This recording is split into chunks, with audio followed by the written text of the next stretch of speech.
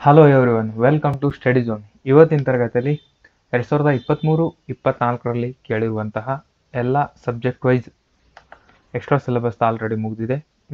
ಇವತ್ತಿನ ಕ್ಲಾಸಲ್ಲಿ ಭೂಗೋಳಶಾಸ್ತ್ರದಲ್ಲಿ 2023 ಮತ್ತು 24ರಲ್ಲಿ ಕೇಳಿದಂತಹ KPSC ಕೇಳಿದಂತಹ ಪ್ರೀವಿಯಸ್ ಇಯರ್ ಕ್ವಶನ್ಸನ್ನು ವಿತ್ ಆನ್ಸರನ್ನು ನೋಡೋಣ. ಅದೇ ರೀತಿ ಇದು ಆಪರೇಷನ್ PDO ಈ ಸೀರೀಸ್ ಏನು ಮಾಡ್ತಿದ್ದೀನಿ ಇದನ್ನ ಡೈಲಿ ಕಂಟಿನ್ಯೂ ಆಗಿ ನೋಡ್ತಿದ್ರ ಅಂತ ಭಾವಿಸ್ತೀನಿ. ಇವತ್ತು ಸ್ವಲ್ಪ ಲೇಟ್ ಆಯಿತು, ಸ್ವಲ್ಪ ಟೆಕ್ನಿಕಲ್ ಇಶ್ಯೂ ಆಗಿ ಆ್ಯಕ್ಚುಲಿ ಇವತ್ತಿನ 90 ಕ್ವಶನ್ಸ್ಗೆ ಮಾಡ್ಕೊಂಡಿತ್ತು. ಬಟ್ ಅದು ಸ್ವಲ್ಪ PPT ಸ್ವಲ್ಪ ಪ್ರಾಬ್ಲಮ್ ಆಗಿರೋದ್ರಿಂದ ಜಸ್ಟ್ 60 ಕ್ವಶನ್ಸ್ ಅಷ್ಟೇ ಇದರೊಳಗೆ ಇವತ್ತಿನ ಕ್ಲಾಸಲ್ಲಿ ಮಾಡ್ತಿದ್ದೀನಿ. ಹಾಗೆ ಬಹಳ ಇದರಿಂದ ವರ್ಕ್ ಇರುತ್ತೆ. PPT ಮಾಡುವಾಗಲಿ ಕ್ವಶನ್ಸ್ ಫ್ರೇಮ್ ಮಾಡ್ಕೊಂಡು ಅದನ್ನು ಎಲ್ಲ ಸ್ಕ್ರೀನ್ಶಾಟ್ ತೊಗೊಂಡು ಎಲ್ಲ PPT ರೆಡಿ ಮಾಡಿಕೊಂಡು ಕ್ಲಾಸ್ ಮಾಡೋದ್ರಿಂದ ಭಾಳ ವರ್ಕ್ ಇರುತ್ತೆ ಇದರಿಂದ. ಅದಕ್ಕೆ ನಾನು ನಿಮ್ಮ ಹತ್ರ ಕೇಳೋದೇನೆಂದರೆ ಎಲ್ಲರೂ ಸಬ್ಸ್ಕ್ರೈಬ್ ಮಾಡಿಕೊಂಡು ಕ್ಲಾಸಸ್ ನೋಡಿ ಅಂತ ಹೇಳ್ತಾ, ಅದೇ ರೀತಿ ಇದ್ರ PDF ಸ್ಟಡಿ ಝೋನ್ ಟೆಲಿಗ್ರಾಮ್ ಚಾನಲಲ್ಲಿ ಹಾಕ್ತೀನಿ. ಇನ್ನೂ ಯಾರು ನನ್ನ ಚಾನಲ್ಗೆ ಜಾಯ್ನ್ ಆಗಿಲ್ಲ ಜಾಯ್ನ್ ಆಗಿ ಅಂತ ಹೇಳ್ತಾ, ಸಬ್ಸ್ಕ್ರೈಬ್ ಮಾಡದೆ ನೋಡ್ತಿರೋರು ಸಬ್ಸ್ಕ್ರೈಬ್ ಮಾಡಿಕೊಂಡು ಕ್ಲಾಸಸ್ನ ನೋಡಿ. ಅದೇ ರೀತಿ ಕ್ಲಾಸ್ ಹೇಗಿತ್ತು ಅಂತ ಕೂಡ ನಿಮ್ಮ ಕಮೆಂಟಿಗೆ ನಾನು ಕಾಯ್ತಿರ್ತೀನಿ, ಯಾಕಂದರೆ ಇದರಿಂದ ಭಾಳ ಶ್ರಮ ಇರುತ್ತೆ ಅಂತ ಹೇಳ್ತಾ, ಈಗ ಆಲ್ರೆಡಿ ಏನೇನು ಕವರ್ ಆಗಿದೆ ಅಂದರೆ ಸ್ಟಡಿ ಝೋನ್ ಪ್ಲಾನ್ ಅಂತಂದರೆ ಆಪರೇಷನ್ PDO ಇದ್ರ 2023-24ರಲ್ಲಿ ಕ್ವಶನ್ಸ್ ಮಾಡ್ತಿರೋದ್ರಲ್ಲಿ ಪಂಚಾಯತು, ಭೂ ಸುಧಾರಣೆ, ಸಹಕಾರ ಸಂಘ, ಆಮೇಲೆ ಇದ್ರ EVS ಆಗಿದೆ, ಸಮಾಜಶಾಸ್ತ್ರ ಆಗಿದೆ, ಮಾಸ್ಟರ್ ರಿವಿಷನ್ ಅಂತ ಆಗಿದೆ. ಇದಿಷ್ಟು ಮುಗಿದಿದೆ. ಇವತ್ತು ಜಿಯೋಗ್ರಫಿ ಮಾಡ್ತಿದ್ದೀನಿ. ಇವಿಷ್ಟು ಮುಗಿದಿದ್ದಾವೆ. ಇವೆಲ್ಲವೂ ಕಂಟಿನ್ಯೂ ಆಗಿ ನೀವು ಫಾಲೋ ಮಾಡ್ತಿದ್ರ ಅಂತ ಭಾವಿಸ್ತೀನಿ. ಅದೇ ರೀತಿ ಇವತ್ತಿನ ಕ್ಲಾಸ್ ಸ್ವಲ್ಪ ಅಪ್ಲೋಡ್ ಮಾಡೋದು ಲೇಟ್ ಆಗುತ್ತೆ, ಯಾಕಂದರೆ ಕ್ಲಾಸ್ ಮಾಡ್ತಿರೋದೇ ಲೇಟ್ ಆಗ್ತಿದೆ. ಅದು ಸ್ವಲ್ಪ ಪ್ರಾಬ್ಲಮ್ ಆಗಿತ್ತು. ನಿಮಗೆ ಕ್ಲಾಸ್ ಹೇಗೆ ಆಗ್ತಿದ್ದಾವೆ ಅಂತ ಕೂಡ ಸ್ವಲ್ಪ ಕಮೆಂಟ್ ಮಾಡಿ ಅಂತ ಹೇಳ್ತಾ, ಕ್ವಶನ್ಸು ಕೊಪೆನ್ರವರ ವಾಯುಗುಣದ ಬಗ್ಗೆ ಈ ವರ್ಗೀಕರಣದಲ್ಲಿ ಈ ಕೆಳಗನ್ನು ಸೂಚಿಸುತ್ತದೆ. BWK ಇದೇನು ಸೂಚಿಸುತ್ತದೆ ಅಂದರೆ ಮಧ್ಯ ಅಕ್ಷಾಂಶದ ಶೀತ ಮರುಭೂಮಿ. ಅಂದರೆ ಕೊಪೆನ್ರವರು ಮತ್ತು ಥಾರೆನ್ಸ್ ಲಾ ಅಂತಂದು 2 ಲಾಗಳು ಬರ್ತವೆ. ಅವರು ವಾಯುಗುಣವನ್ನು ಯಾವ್ಯಾವ ರೀತಿ ವಿಂಗಡಣೆ ಮಾಡಿದ್ದಾರೆ, ಇದರಲ್ಲೇ ಕೊಪೆನ್ರವರೇ ವಾಯುಗುಣವನ್ನು ಭಾರತದಲ್ಲಿ ಕನಿಷ್ಠ ಒಂದು 15-20 ರೀತಿ ಡಿವೈಡ್ ಮಾಡಿದ್ದಾರೆ. ಅದರಲ್ಲಿ BWK ಇದು ಅಂದ್ರೆ ಏನಂತ ಕೇಳ್ತಿದ್ದಾನೆ. ಇದು ಬಹಳ ಟ್ರಿಕ್ಕಿ ಕ್ವಶನ್ನು.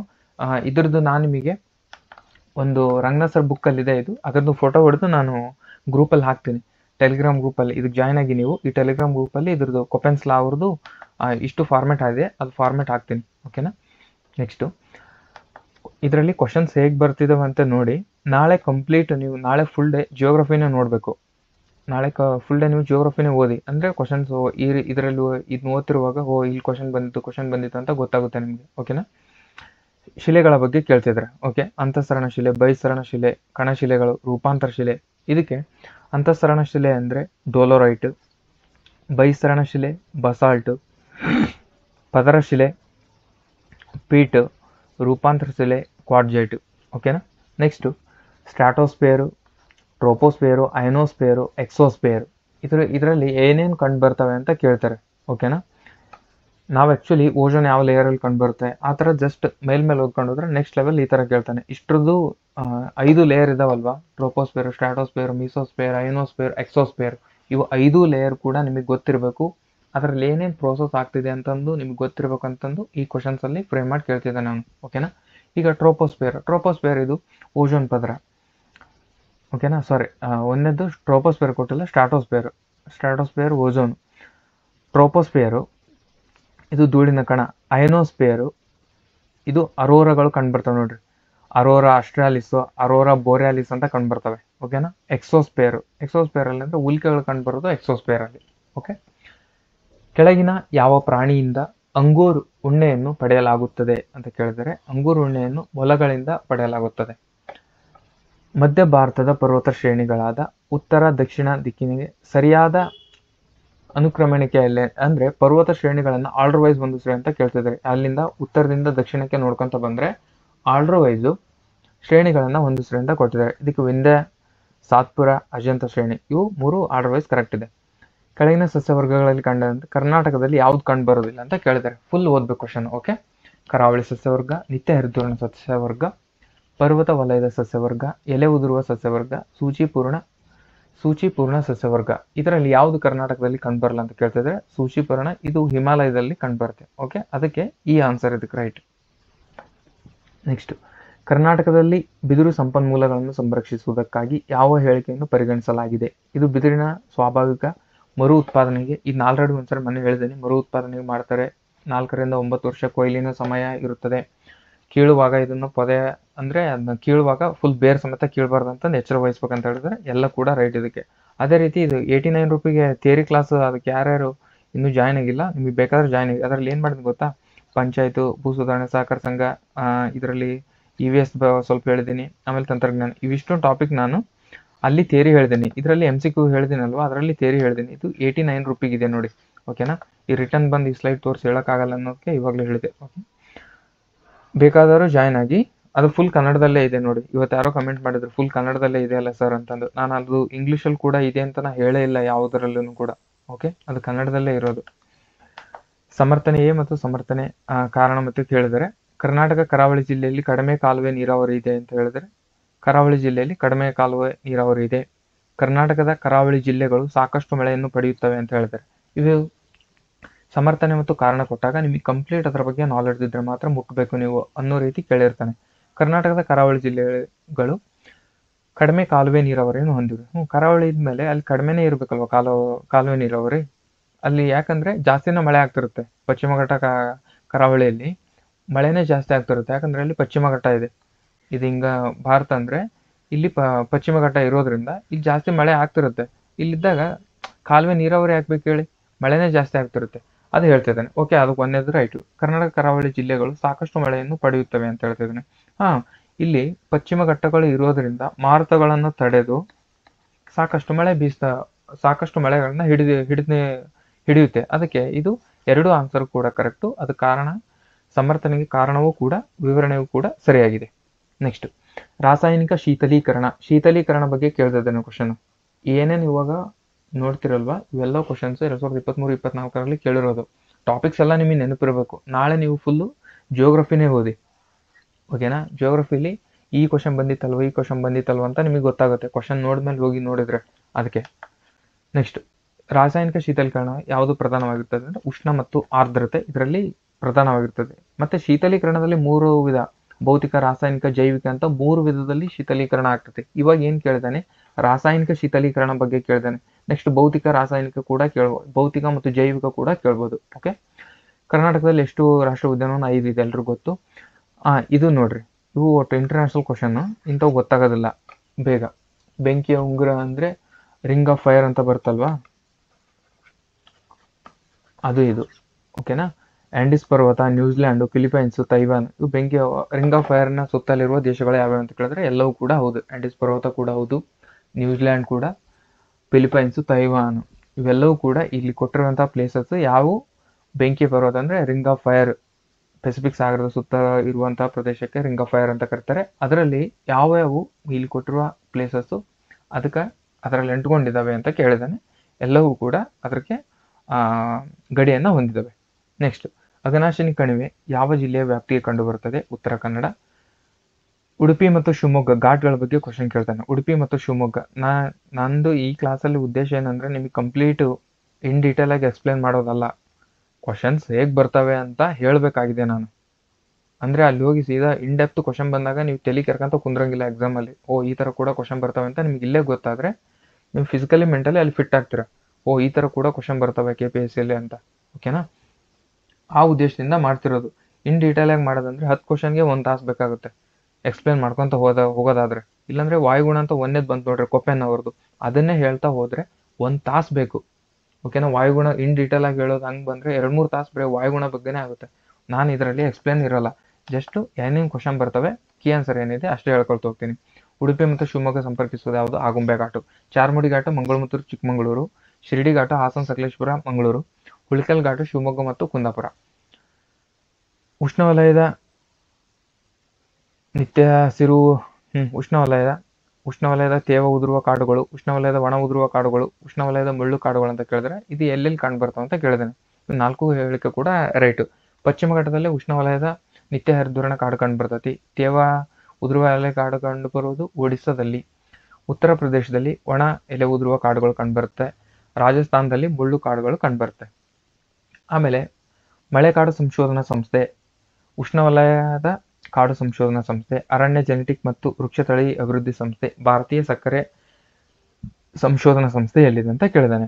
ಮಳೆಕಾಡು ಸಂಶೋಧನಾ ಸಂಸ್ಥೆ ಇದೆಯಲ್ಲಿದೆ, ಅಸ್ಸಾಂನ ಜೋರಹಟ್ಟಲ್ಲಿದೆ. ಇದು ರಾಂಗ್ ಕೊಟ್ಟಿದ್ದಾನೆ, ಕೊಯಮತ್ತೂರು ಅಂತ. ಕೊಯಮತ್ತೂರಲ್ಲಿರೋದು ಯಾವುದಂದ್ರೆ ಅರಣ್ಯ ಜೆನೆಟಿಕ್ ಮತ್ತು ವೃಕ್ಷತಳಿ ಸಂಶೋಧನಾ ಸಂಸ್ಥೆ. ಜೋರಹಟ್ ಇರುವುದು ಮಳೆಕಾಡು ಸಂಶೋಧನಾ ಸಂಸ್ಥೆಯಲ್ಲಿ.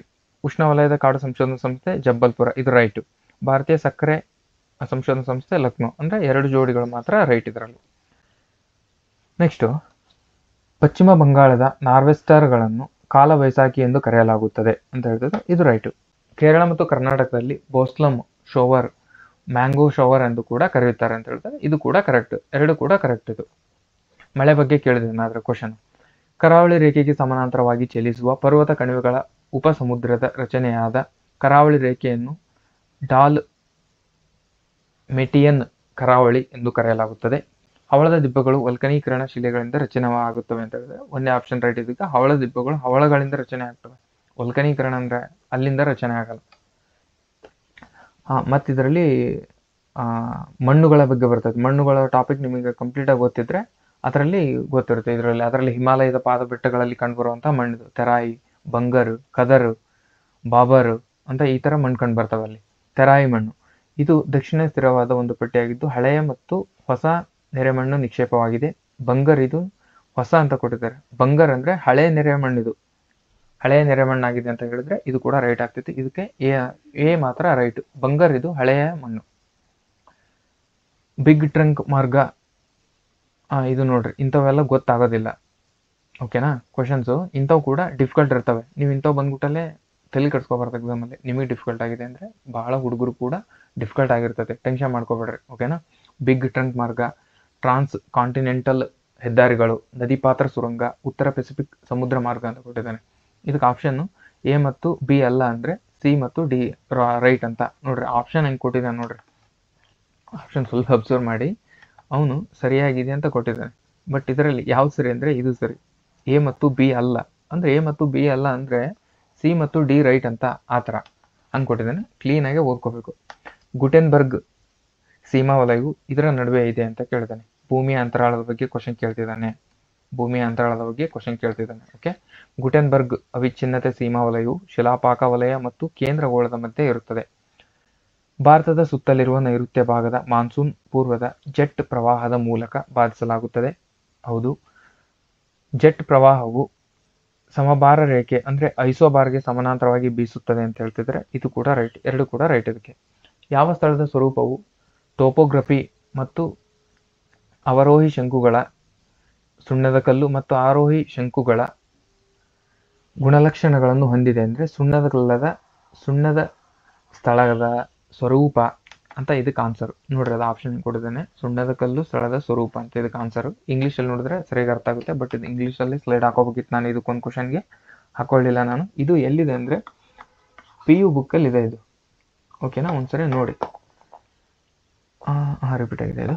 ಕೆಳಕಂಡ ಜೋಡಿಗಳು ಯಾವುದು ಸೂಕ್ತವಾಗಿದೆ? ಸೂಕ್ತ ಆಗುತ್ತಿಲ್ಲ ಅಂತ ಕೇಳಿದೆ ನೋಡ್ರಿ. ಅದೇ ಸೂಕ್ತವಾಗುತ್ತಿಲ್ಲ ಅಂತ ಕೇಳಿದ್ದೇನೆ. ಓಕೆನಾ? ಇದು ಸೂಕ್ತವಾಗಲ್ಲ ಈಗ. ಅಂದರೆ ಜೂನ್ ತಿಂಗಳಲ್ಲಿ ಕರ್ಕಾಟಕ ಸಂಕ್ರಾಂತಿ ವೃತ್ತದಲ್ಲಿ ನಡು ಹಗಲಿನ ಸೂರ್ಯ ನೆತ್ತಿಯ ಮೇಲಿರುತ್ತಾನೆ, ರೈಟ್. ಡಿಸೆಂಬರ್ನಲ್ಲಿ ಮಕರ ಸಂಕ್ರಾಂತಿ ವೃತ್ತದಲ್ಲಿ ನಡು ಹಗಲಿನಲ್ಲಿ ಸೂರ್ಯ ನೆತ್ತಿಯ ಮೇಲಿರುತ್ತಾನೆ, ರೈಟ್. ಮಾರ್ಚ್ ತಿಂಗಳಲ್ಲಿ ಸಮಭಾಜಕ ವೃತ್ತದಲ್ಲಿ ನಡು ಹಗಲಿನಲ್ಲಿ ಸೂರ್ಯ ನೆತ್ತಿಯ ಮೇಲಿರುತ್ತಾನೆ, ರೈಟ್. ಇದು ಆರ್ಕಾಟಿಕ್ ಅಂತ ಐತಲ್ಲ, ಅಂಟಾರ್ಟಿಕಾ ಆಗ್ಬೇಕಿತ್ತು ಸೆಪ್ಟೆಂಬರ್. ಓಕೆನಾ? ನೆಕ್ಸ್ಟ್, ಕೆಳಗಿನ ಯಾವ ಶೀತಲೀಕರಣ ಪ್ರಕ್ರಿಯೆಯು ಫೆಲ್ಸ್ಪರ್ ಪ್ರಧಾನವಾದ ಶಿಲೆಯ ಪೈಕಿ ಪ್ರಮುಖವಾಗಿರುತ್ತದೆ? ಅಂದರೆ ಆಮ್ಲಜನಕದ ಸಂಯೋಜನೆ, ಆಕ್ಸಿಡೀಕರಣ ಅಂತ ಬರುತ್ತೆ, ಅದರಲ್ಲಿ ಕಂಡುಬರುತ್ತೆ. ಇದು ಕೂಡ PU ಬುಕ್ಕಲ್ಲಿದೆ. ವಾಯುರಂಧ್ರವಿರುವ ದೇಹದ ಭಾಗಗಳು, ಇದು ಎಕಾಲಜಿಯಲ್ಲಿ ತಗೋಬೇಕಿತ್ತು, ಮೊನ್ನೆ ಎಕಾಲಜಿಯಲ್ಲಿ ತಗೊಂಡಿಲ್ಲ, ಅದಕ್ಕೆ ಇದರಲ್ಲಿ ಹಾಕೊಂಡೆ. ವಾಯುರಂಧ್ರವಿರುವ ದೇಹದ ಭಾಗಗಳು ನ್ಯೂಮಟೋಫರ್ಸ್ ಇದರಲ್ಲಿ ಇದೆ ಅಂತ ಕೇಳಿದರೆ ಯಾವುದಂದ್ರೆ ಹ್ಯಾಲೋಫೈಟ್ಸ್. ಅಂದರೆ ಮ್ಯಾಂಗ್ರೋವ್ ಅರಣ್ಯಗಳಲ್ಲಿ ಕಂಡುಬರುವಂಥ ಸಸ್ಯಗಳಲ್ಲಿ ಕಂಡುಬರ್ತದೆ ಇದು halophytes. Okay. Magnetite, pinch blend, silica, bauxite. Magnetite ಯಾವುದಂದ್ರೆ ಕಬ್ಬಿಣ. ಪಿಂಚ್ ಬ್ಲೆಂಡ್ ಇದು ಎಲ್ರಿಗೂ ಗೊತ್ತಿರುತ್ತೆ ನೋಡಿ, ಇದು ಯುರೇನಿಯಂ. ಸಿಲಿಕಾ ಗಾಜು, ಅಲ್ಯೂಮಿನಿಯಂ, ಬಾಕ್ಸೈಟ್. ಓಕೆ. ಕೆಳಗಿನವುಗಳಲ್ಲಿ ಕರ್ನಾಟಕದ ಯಾವ ತಾಣವನ್ನು ರಾಮ್ಸರ್ ಜೌಗು ತಾಣ ಎಂದು ಘೋಷಿಸಿದೆ? ಇದು ಹಳೆ ಕ್ವಶನ್, ಅದಕ್ಕೆ ರಂಗಂತಿಟ್ಟು ಅಂತ. ಇವಾಗ ಕರ್ನಾಟಕದಲ್ಲಿರುವಂಥ ರಾಮ್ಸರ್ ತಾಣಗಳು 4 ಅಂತ ಗೊತ್ತು ನಿಮಗೆ. ಯಾವ್ಯಾವ ಇದಾವೆ ಅಂತ ಕಮೆಂಟ್ ಮಾಡಿ. 4 ರಾಮ್ಸರ್ ತಾಣಗಳು ಇವೆ ಕರ್ನಾಟಕದಲ್ಲಿ. ಈಗ ಒಂದು ಗೊತ್ತಾಯ್ತು ನಿಮ್ಗೆ ರಂಗನತಿಟ್ಟು ಫಸ್ಟ್ನೇದು ಅಂತಂದು. ಇನ್ನು 3 ಯಾವುವು ಕರ್ನಾಟಕದ ರಾಮ್ಸರ್ ತಾಣಗಳು ಇವೆ ಅಂತಂದು ಕಮೆಂಟ್ ಮಾಡಿ.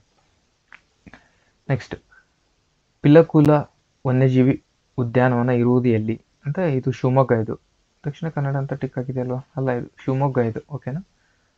ನೋಡಿ ಕಮೆಂಟ್ ಮಾಡಿ. ಇದು ಶಿವಮೊಗ್ಗ ಅಂತ ನನಗೆ ಅನಿಸುತ್ತೆ. ದಕ್ಷಿಣ ಕನ್ನಡ ಅಂತ ಟಿಕ್ ಆಗಿದೆ. ನೋಡಿ ಕಮೆಂಟ್ ಮಾಡಿ. ನಾನು ನಿಮ್ಮ ಜೊತೆ ಕಲಿತಿದ್ದೀನಿ. ಏನಾದರೂ ಮಿಸ್ಟೇಕ್ ಆಗಿದ್ರೆ ಹೇಳಿ, ಓಕೆನಾ? ನಾನೇ ಎಲ್ಲ ರೈಟ್ ಅಂತ ಅಲ್ಲ, ನಾನು ಕೂಡ ನಿಮ್ಮ ಜೊತೆಗೆ ಹೇಳ್ತಾ ಕೂಡ ಕಲಿತಿದ್ದೀನಿ ನಾನು. ಓಕೆ. ಹೆಚ್ಚು ಎತ್ತರದಿಂದ ಕಡಿಮೆ ಎತ್ತರದ ಕಡೆಗೆ ಹೋಗುತ್ತಿದ್ದಂತೆಯೇ ಜಾತಿಯ ವೈವಿಧ್ಯತೆ ಅಂದರೆ ಅಲ್ಲಿಯ ಪರಿಸರ ಏನಾಗುತ್ತಿದೆ ಅಂತ ಕೇಳ್ತದೆ. ಹೆಚ್ಚು ಎತ್ತರದಿಂದ ಕಡಿಮೆ ಎತ್ತರದ ಕಡೆ ಹೋಗುತ್ತಿದ್ದಂತೆಯೇ ಅಲ್ಲಿಯ ಪರಿಸರ ವೈವಿಧ್ಯತೆ ಏನಾಗುತ್ತದೆ? ಹೆಚ್ಚಾಗುತ್ತದೆ. ಭಾರತೀಯ ಹವಾಮಾನ ಇಲಾಖೆಯ ಪ್ರಕಾರ ಗಾಳಿಯು ಯಾವುದೇ ವೇಗದಲ್ಲಿ ಬೀಸಿದಾಗ ಯಾವ ಚಂಡಮಾರುತವನ್ನು ಸೂಪರ್ ಸೈಕ್ಲೋನ್ ಎಂದು ಕರೆಯುತ್ತಾರೆ. ಅಂದರೆ ಕಿಲೋಮೀಟರ್ ಕೂಡ ಕೇಳ್ತಾರೆ ನೋಡಿ. 220 ಕಿಲೋಮೀಟರ್ಗಿಂತ ಹೆಚ್ಚು ಬೀಸಿದ್ರೆ ಅದನ್ನ ಸೂಪರ್ ಸೈಕ್ಲೋನ್ ಅಂತ ಕರೀತಾರೆ. ಓಕೆನಾ? Next, magnetite pinch. ಇದಾಯ್ತಲ್ವಾ? ಯಾಕೆ ಡಬಲ್ ಆಗಿದೆ? ಅದು ಇದು ಕೂಡ ಡಬಲ್ ಆಗಿದೆ. ಇದು ಕೂಡ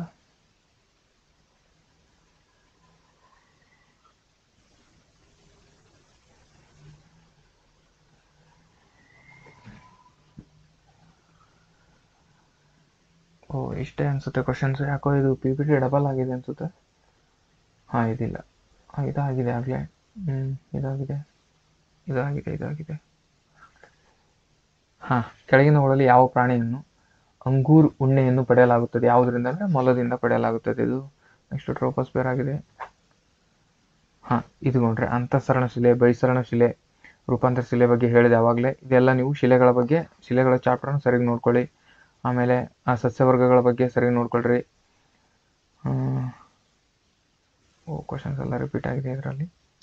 ಭೂಮಿಯ ಮೇಲ್ಮೈಯಿಂದ ವೀಕ್ಷಕನು ಯಾವಾಗಲೂ ಚಂದ್ರನ ಅದೇ ಬಿಂದುವನ್ನು ಕಾಣುತ್ತಾನೆ. ಹೀಗೆ ಕಾಣಲು ಕಾರಣವೇನೆಂದರೆ ಚಂದ್ರನ ಭ್ರಮಣೆಯು ಕಾಲಾವಧಿಯು ಮತ್ತು ಚಂದ್ರನ ಭೂಮಿಯ ಸುತ್ತ ಪರಿಭ್ರಮಣೆ ಕಾಲಾವಧಿಯು ಒಂದೇ ಆಗಿರುತ್ತದೆ ಅಂತೆ. ಅದಕ್ಕೆ ಆ ಬಿಂಬವು ಹೀಗಾಗಲು ಕಾರಣವಾಗಿರುತ್ತೆ. ಅಂದರೆ ಭೂಮಿಯ ಮೇಲ್ಮೈಯಿಂದ ವೀಕ್ಷಕನು ಯಾವಾಗಲೂ ಚಂದ್ರನ ಅದೇ ಬಿಂಬವನ್ನು ಕಾಣುತ್ತಾನೆ. ಅಂದರೆ ಚಂದ್ರ ಯಾವಾಗಲೂ ಒಂದೇ ಥರ ಕಾಣ್ತಾನೆ ನೋಡ್ರಿ ನಮಗೆ. ಅದು ಯಾಕಾಗುತ್ತೆ ಅಂತ ಕೇಳ್ತಿದ್ದಾನೆ ಕ್ವಶನ್. ಅದಂದರೆ ಚಂದ್ರನ ಭ್ರಮಣೆಯ ಕಾಲಾವಧಿ ಮತ್ತು ಚಂದ್ರನ ಭೂಮಿಯ ಸುತ್ತ ಪರಿಭ್ರಮಣೆಯ ಕಾಲಾವಧಿ ಒಂದೇ ಇರ್ತತಿ. ಅಂದರೆ ಸೂರ್ಯನು ಒಂದು ನಿಮಿಷ, ಚಂದ್ರನು ಏನಾಯ್ತಿದು?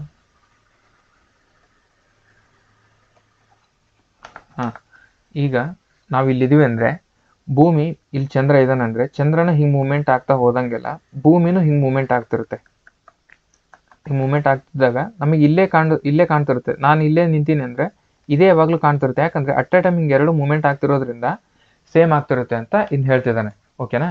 ಒಂದೇ ಅಂದ್ರೆ ಚಂದ್ರನ ಭ್ರಮಣೆಯ ಕಾಲಾವಧಿ ಮತ್ತು ಚಂದ್ರನ ಭೂಮಿಯ ಸುತ್ತ ಪರಿಭ್ರಮಣೆಯ ಕಾಲಾವಧಿ ಒಂದೇ ಆಗಿರುವುದರಿಂದ ಅದೇ ಬಿಂಬವು ಕಾಣಲು ಕಾರಣವಾಗಿರುತ್ತದೆ ಅಂತ ಹೇಳ್ತಿದ್ದಾನೆ. ಓಕೆ. ನೆಕ್ಸ್ಟ್, ಭಾರತದ ಅತ್ಯಧಿಕ ವಿದ್ಯುತ್ ಸಾಮರ್ಥ್ಯ ಹೊಂದಿರುವ ಪರಮಾಣು ಸ್ಥಾವರ ಯಾವುದಂದ್ರೆ ಕೊಡಕುಳಂ, ತಮಿಳುನಾಡಿನಲ್ಲೂ ಕೊಡಕುಳಂ. ಓಕೆ. ಪರಮಾಣು ಸ್ಥಾವರಗಳು ಎಷ್ಟಿದಾವೆ ಅಂತ ಕಮೆಂಟ್ ಮಾಡಿ. ಪರಮಾಣು ಸ್ಥಾವರಗಳು ಎಷ್ಟಿದಾವೆ, ಅವು ಎಲ್ಲೆಲ್ಲಿದ್ದಾವೆ ಅಂತ ಕಮೆಂಟ್ ಮಾಡಿ. ಪರಮಾಣು ಸ್ಥಾವರಗಳು ಭಾರತದಲ್ಲಿ ಎಷ್ಟಿದಾವೆ ಅಂತ. ಓಕೆನಾ? ಭಾರತದಲ್ಲಿ 3ನೇ ಅತಿ ದೊಡ್ಡ ಕಲ್ಲಿದ್ದಲು ಪೂರೈಕೆದಾರರಾಗಿ ಹೊರಹೊಮ್ಮಿದ ರಾಷ್ಟ್ರ ಯಾವುದಂದ್ರೆ ರಷ್ಯಾ. ಇದು ಓಲ್ಡ್ ಕ್ವಶನ್ ಪೇಪರು.